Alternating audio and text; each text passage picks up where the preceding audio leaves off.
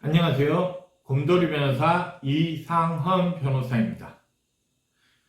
이번 영상은 개인회생 파산미 면책 절차가 어떻게 진행되는지에 대하여 알아보도록 하겠습니다.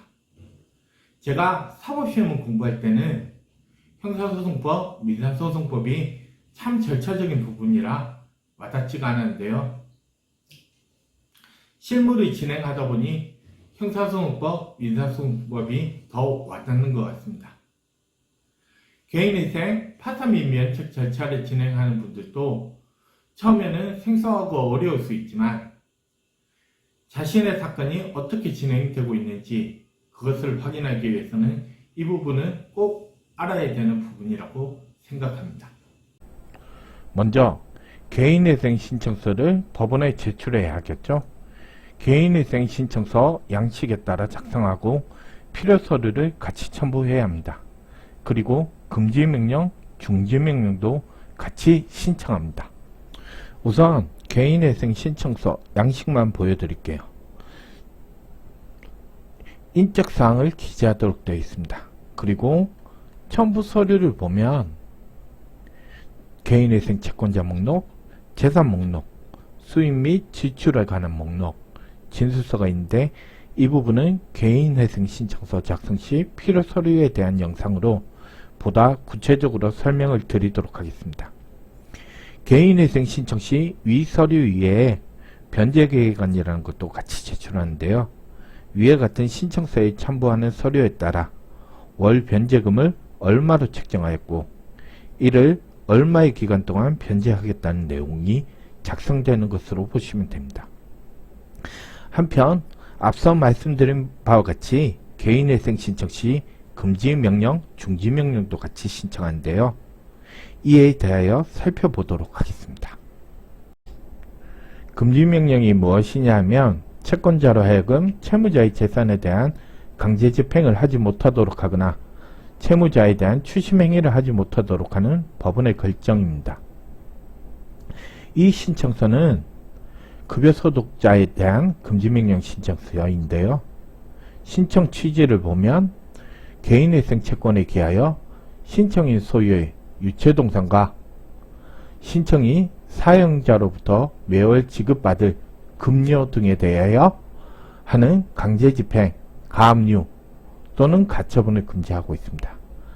그리고 그 다음으로 개인회생 채권을 변제받거나 변제를 요구하는 일체의 행위를 금지하고 있습니다.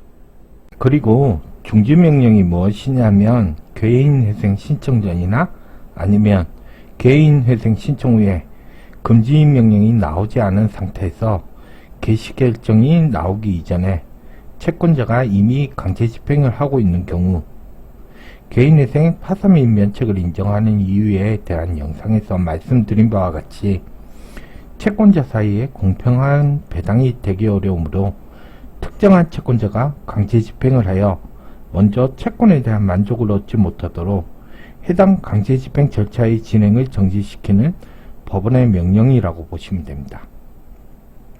중지명령 신청서의 신청 취지를 보면 땡땡 법원 2006 타체 땡호 사건의 압류 추심명령 절차를 중지한다는 결정을 구합니다.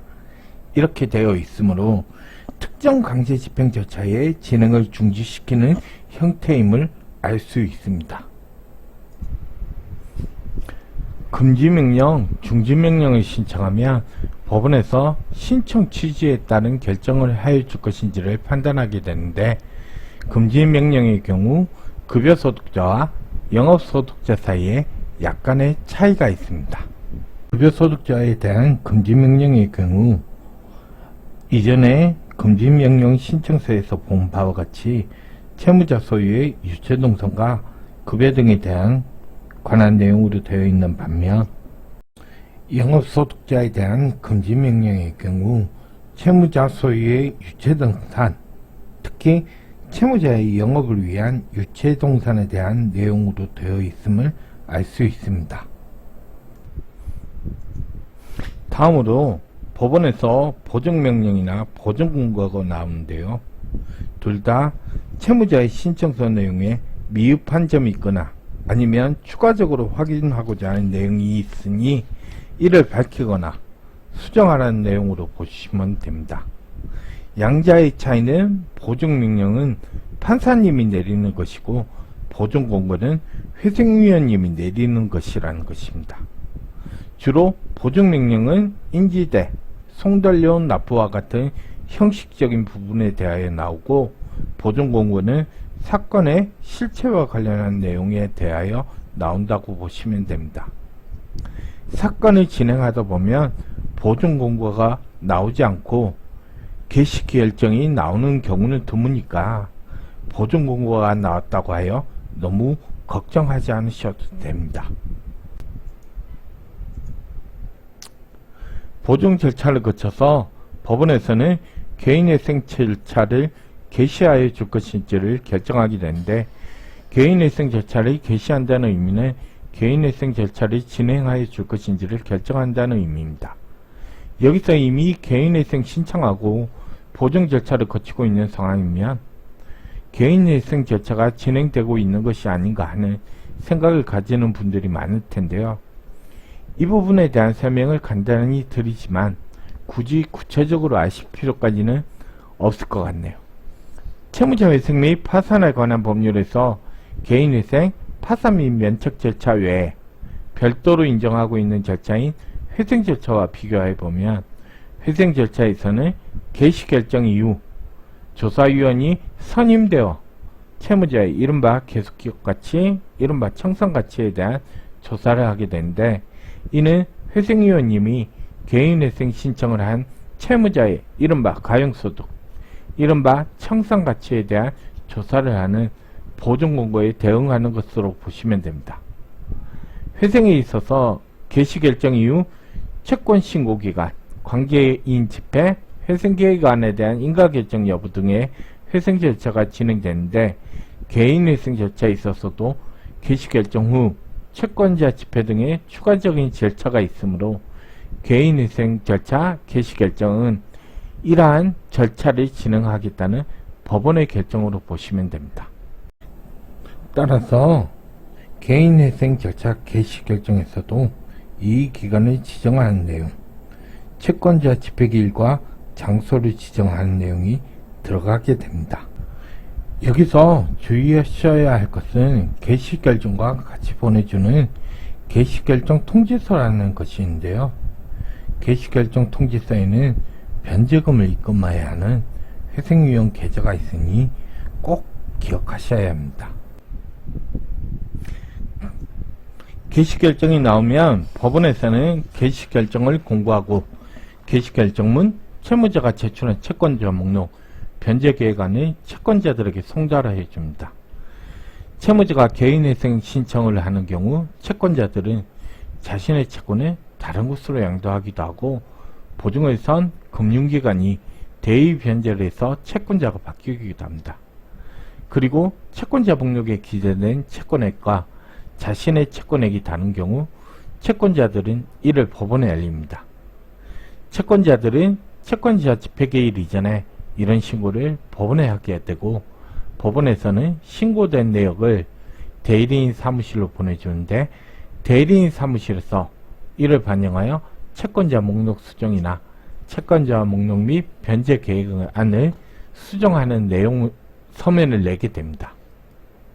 네이버 지식인 상담을 하다 보면 이의신청서나 채권자 명의 변경 신고서가 제출된 것을 보고 진행에 문제가 있는지에 대하여 질문을 올리시는 분들이 있는데, 개시결정 이후 제출되는 이의신청서 등의 대부분은 위와 같은 형식적인 경우가 대부분이니 너무 걱정하지 않으셔도 됩니다. 채권자 집회기일이 지나면 법원에서는 명의 변경 등이 다 반영되어 있는지, 채무자가 변제금을 잘 내고 있는지 등에 대한 확인을 거쳐서 인가 여부에 대한 결정을 내리게 됩니다. 인가 결정이라고 하면 채무자가 제출한 변제계획안에 따라서 변제금을 잘 낼 경우 면책 결정을 하여 주겠다는 법원의 결정이라고 보시면 됩니다. 인가 결정이 내려진 이후 채무자가 변제계획안에 따른 변제 계획을 모두 무사히 수행하고 나면 법원에서는 채무자의 신청 또는 직권으로 면책 결정을 하여 줍니다.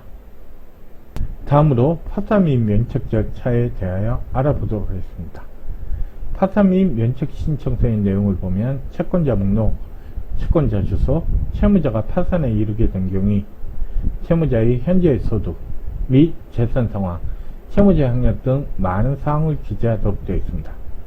위와 같은 내용을 기재하는 이유는 앞선 영상에서 말씀드린 바와 같이 신청인이 지급불능 상태에 있는지 여부, 신청인이 개인회생 절차를 이용할 수 없는 상황인지 여부를 판단하기 위한 것이라고 보시면 되겠습니다. 파산 및 면책 신청을 하면 법원에서 파산관제인 선임 비용을 납부하라는 예납 명령을 내리게 되는데, 파산관제인은 채무자의 재산 상황에 대한 조사를 하고 환가 처분할 재산이 있으면 이를 환가하여 채권자들에게 배당하여 주며 채무자에게 면책 불허가 사유가 있는지 여부 등을 조사하는 분이라고 보시면 됩니다. 예납 명령에 따른 파산 관제인 비용을 법원에 납부하면 법원에서는 파산 선고 여부를 결정합니다. 파산 선고에는 파산관리의 인적사항, 이의신청기간, 채권 집회, 의견 청취기 일자 등에 관한 내용이 있습니다.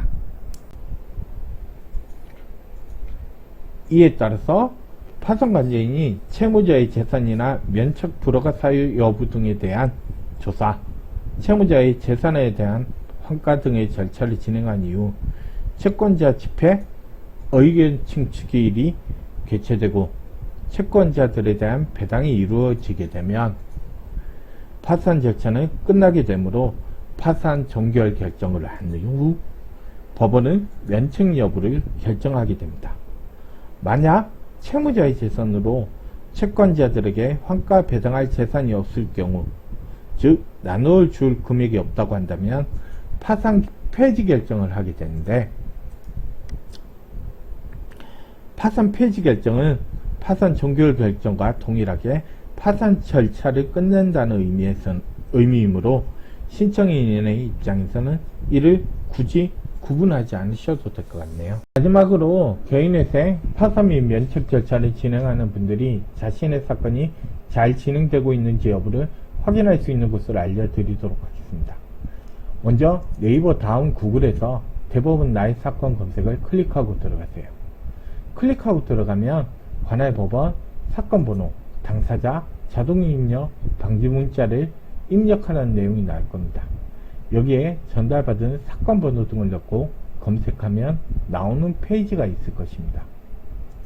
그중 사건 일반 내용은 사건의 전체적인 개요를 설명하는 내용이라고 보시면 되고, 사건의 구체적인 진행 상황은 사건 진행 내용을 클릭하여 확인하시면 됩니다.